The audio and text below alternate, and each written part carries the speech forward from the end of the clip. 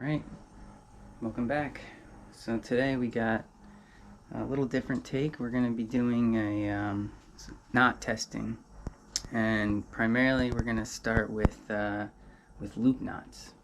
So loop knots are probably the most common type of knot when you're fishing a jig, or that would be probably my favorite is the non-slip loop knot. But perfection loops are very common when you're tying small bait rigs to your main top shot.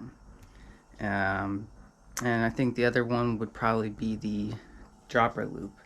And with the dropper loop, though, I want to pull it with the loop from the dropper loop itself, because that's if you get a fish on a dropper loop, that's where the force is happening. So I want to test the pulling from the loop itself. So that's what we'll be testing, and I'm going to show you how I'm tying those knots, so you can tell me if I'm not doing it right, but that's the way I'm doing it for testing. So all three of those I do use, and I want to start testing them out.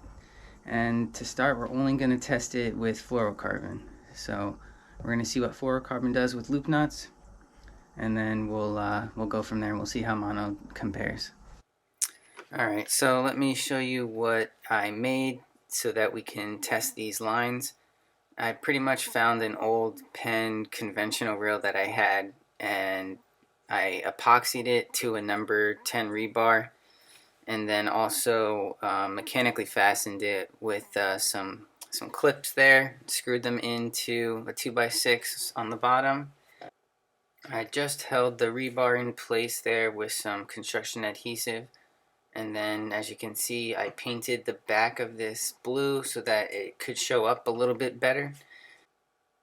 So, taking a closer look at the top, I have this digital scale that I just kind of wrapped around the top. So I didn't really want to put it there permanently. So I just have a little loop there with a screw. And then, as you can see, as you work your way back down, this is just a 2x4 going up. And then I think it's like a 1x4 on the back. That was just to kind of, brace it and keep it from going side to side. The top piece there was just to keep it even if I laid it down. But yeah, that's pretty much it. All the materials I found in my basement, and yeah, this copper pipe I'm going to use as a leverage so that I can more slowly crank the handle. And yeah, as I zoom out here, you can just see that I'll just be placing the camera on my cooler bag up against the buckets there to kind of get a view, and that would be the view right there.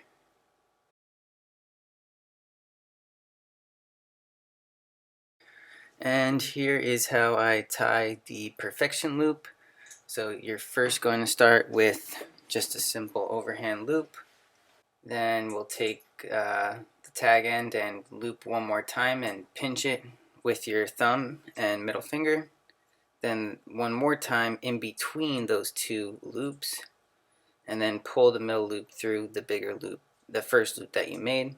Adjust the little tag end as you want, and then pull tight.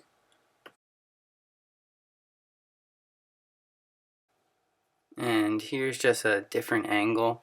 This is with a 50-pound braided line, and it just shows up a little bit better. But there you can see it a little bit better.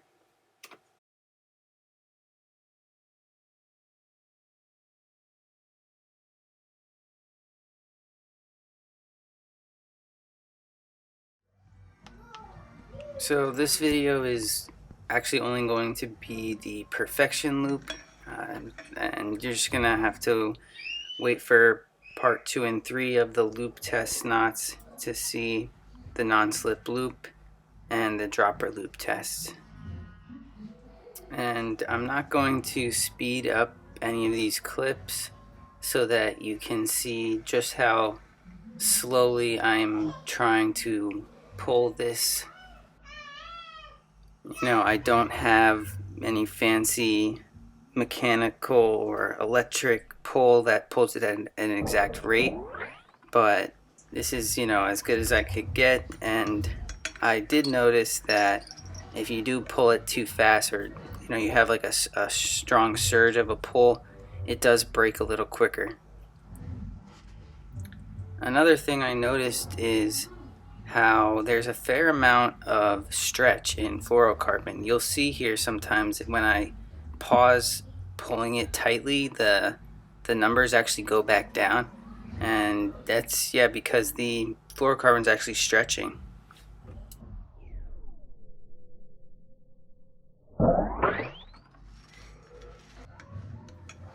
I really wanted to test the Ozuri top knot, but unfortunately, they give you so little amount in that 25 yards that I used up all of the line during the abrasion tests, and I didn't have any left over to do any knot tests. So if I can find it cheaper, maybe if I buy the main line, I'll buy some more, but for now I'm just gonna test these 3.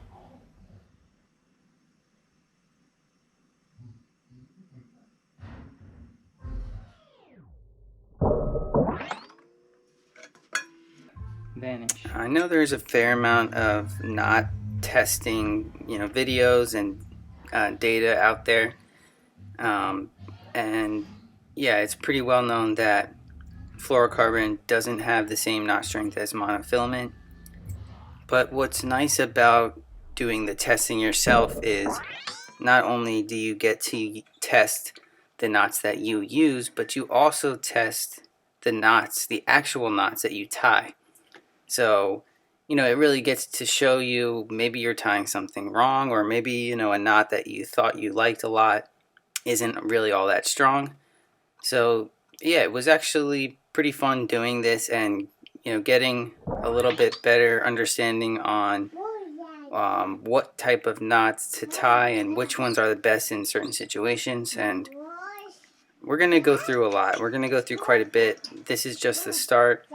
And I want to go do snells.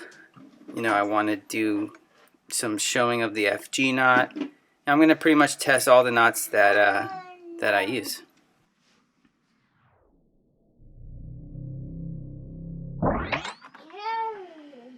Don't touch. No touch. No touch. No touch. No touch.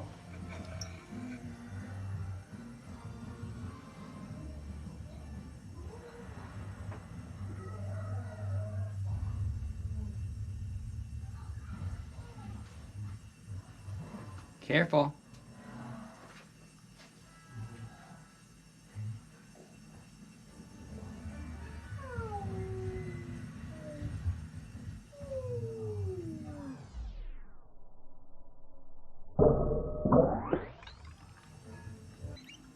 I'll admit that I was a bit surprised at how low some of these values were for the fluorocarbon, especially since it's just such a an easy and common knot that I really was hoping for it to have some better results. But this is just with the fluorocarbon. The mono could have some better results, so we'll have to wait and see. But getting these values where they're roughly 25 to 35% less of the 20 pounds. It's really not that great. And what I think is happening a lot of times when a knot fails is the wrap of the line around the main line, or the standing end of your line. The more it cuts into it, then the worse the knot is. And I think that's why a lot of times a mono cinches really nicely, because it's softer and it kind of grabs around the knot, whereas fluorocarbon is more dense and a little harder, and I think it kind of chokes out the main line a little more. And that's probably why even braid has it even worse. Braided knots are really tough, actually, because they just cut into themselves so much. They're almost too strong. You know, at least for me, now that I do a lot more inshore type fishing, I, just tie directly my braid to my leader. And really, one of the main reasons I do that is because you can tie a very strong knot that way. Whereas if you had to tie to, say, a barrel swivel and then tie your leader to the swivel, a knot going to the swivel for braid, really, there really isn't, an outstanding knot. Probably the Palomar knot, or there's some knots out there, obviously, but if you look at a lot of testing that's been done, the knot never really achieves anything great. So that's why it allows me to use lighter line. So now if you're fishing deeper water and bigger fish, and Stay back. then if you go to say 40-pound or 50-pound braid, then it's really not a big deal. But trying to fish really light lines in shallower water for better presentation, definitely I think braid directly to your leader is the way to go.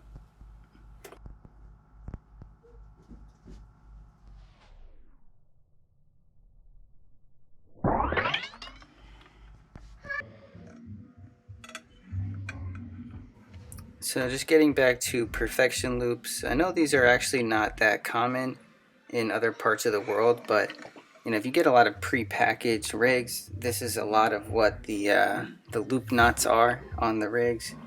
And I definitely noticed that a lot of saltwater fishermen in the Northeast do this type of knot, and I have been using it recently, so I do want to test it out. And you'll see as we get into the mono that I do think the mono performs a little better. But yeah, you just definitely have to be careful if you're relying pretty heavily on this knot and you're using fluorocarbon. You just may want to check it out.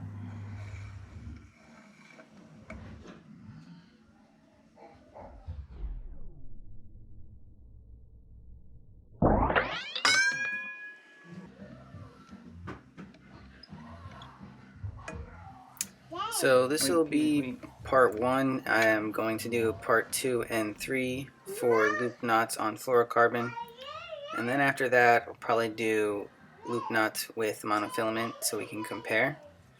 And then after that, we can, test some braid. We can do some braid to leader connections, or, to hook connections, or snells, or any sort of common knots. There's a lot of videos out on YouTube that are better and have more sophisticated equipment to test knots. So I'm probably not going to go into testing every single knot, but let me know what you guys think. And if there is a knot that everyone wants to see, then yeah, I'll go for it.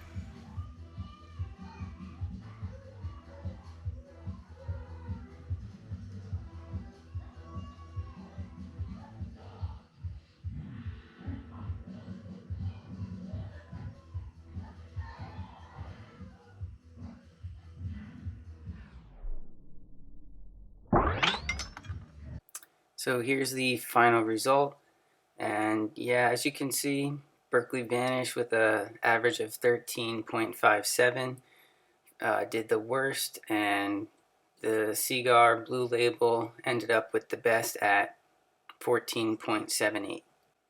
It's not that far away from each other though, and with the price difference, I think I would probably personally still stick with the Vanish. And lastly, I just want to mention that, as I take these values and percentages, it's based off of just 20 pounds, which is the manufacturer's, marketed value. And in reality, it could be a little higher, it could be a little lower. I know some more professional type testings will actually test the strength of the line before they do testing, but I don't really have a way to get that accurate, so my testing will be based off of the 20 pounds.